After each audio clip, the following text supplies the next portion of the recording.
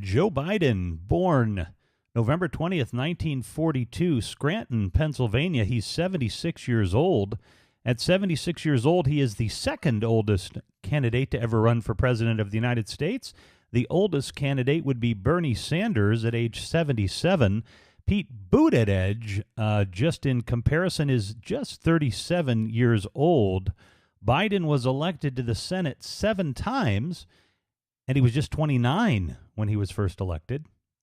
He has extensive foreign policy credentials, having served as the chairman of the Senate Foreign Relations Committee and was on that committee for a many number of years. As vice president, he worked very closely with Barack Obama, just really hand in hand. They had a great working relationship, and he was very much a trusted advisor. He visited Iraq every couple of months during the presidency, during the Obama era, and he really was responsible for the kind of the ground support and ground operations of the day-to-day rebuilding of Iraq. President Obama trusted him very, very highly. Like I said, the guy's got incredible foreign policy credentials, to be sure, and he even had an oversight role for spending in Obama's economic stimulus package. So he was given a lot of responsibility during the Obama years. He was a hands-on, hard-working vice president, and he really attended just about every meeting Obama was in. They really worked together, and Joe was really crucial to a lot of the decision-making that President Obama made, and President Obama credits him for a lot of that. He comes to the table then with a lot of experience in the White House, with a lot of experience right next to the commander-in-chief. I mean, this guy has got some serious White House chops.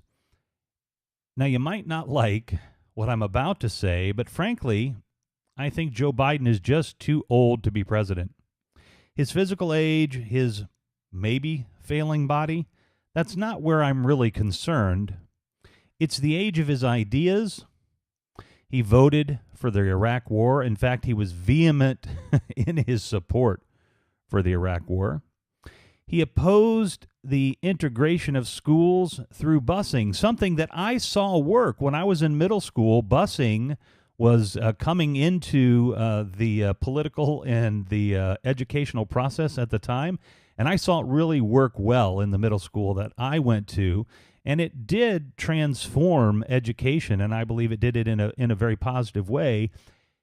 He also pushed hard for the 90s era crime bill, and that crime bill unfairly targeted black and brown men especially, and really was responsible for hundreds of thousands of people being incarcerated just in a lot of ways unjustly. The sentences were unjust, and it was not anything that anyone would want to see done today, let alone done back then. And really it's part of the reason why we still have the extremely high prison population that we do here in the country. He threw Anita Hill under the bus during the Clarence Thomas sexual harassment hearings. He really did not show any sympathy or support for Anita Hill during that time, and I think he really pushed Clarence Thomas through at the end of the day. And he's also really quick to defend Republicans, and he has a strong reputation for working across the aisle. Now, one would think, hey, that's great. You know, you want to be able to work with the Republicans and try to accomplish things. That sounds like a fantastic, like a laudable goal to have, but that is not what we need right now.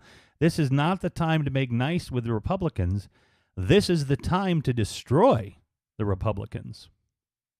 So he announced yesterday that he is officially running for president, and I was pleased to see Biden coming out swinging at Donald Trump over his despicable behavior related to the Charlottesville incident in 2017. So he came out punching. He came out hard. He came out hard against the president, and this is something that I don't see much of from the progressive wing of the party. I'm not seeing much of that at all from the progressive wing of the party, and that's something that troubles me.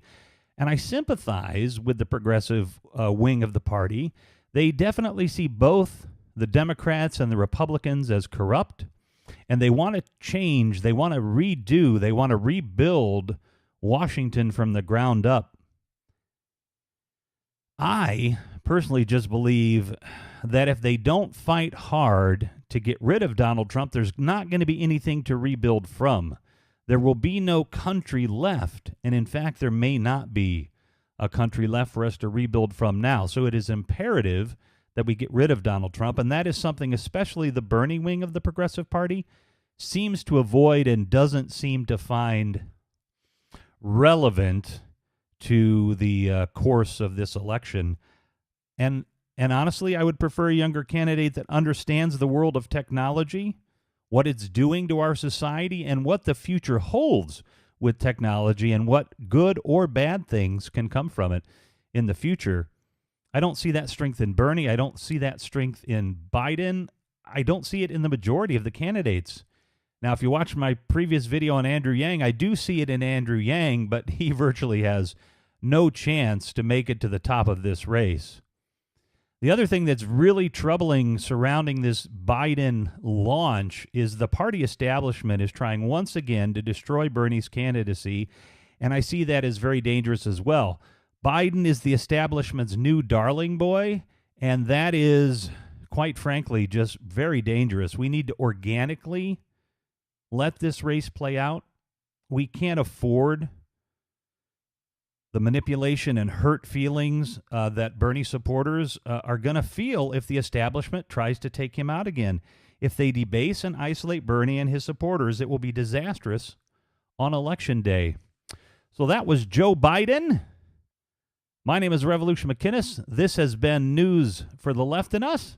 Thanks for watching. Be sure to subscribe and ring the bell so you can get my updates.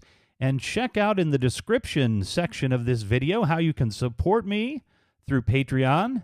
Peace be with you, and namaste.